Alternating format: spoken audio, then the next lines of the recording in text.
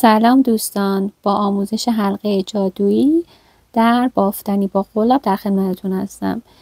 یک قلاب که من اینجا 2 رو انتخاب کردم، 2 میلیمتر و مقداری کانوا رو در نظر بگیرید و سعی کنید که در ابتدا نخ رو به دور انگشته اشاره بپیچید و بعد بر انگشت وسط بپیچید. نخی که آزاده باید رو باشه. دوباره دقت کنید. من با نخ بیشتر انجام میدم. نخ رو به دور اشاره بپیچید و از رو و سپس از بالای انگشت وسط عبور بدید.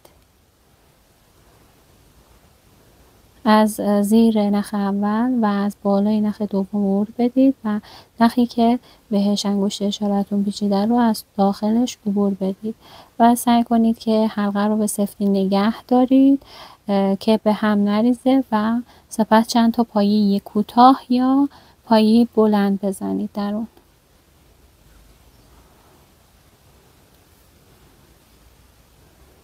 چند تا پایه کوتاه میبافم توش.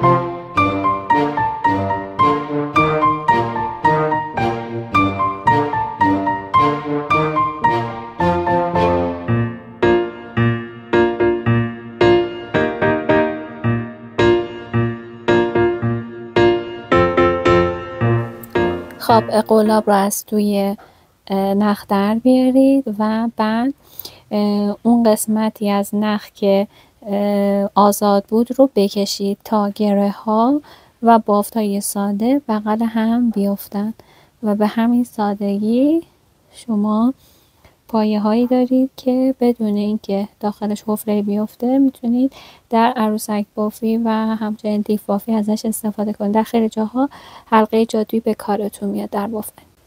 امیدوارم که از آموزش امروز استفاده کافی رو برده باشید. تا آموزش های بعدی، بدرود.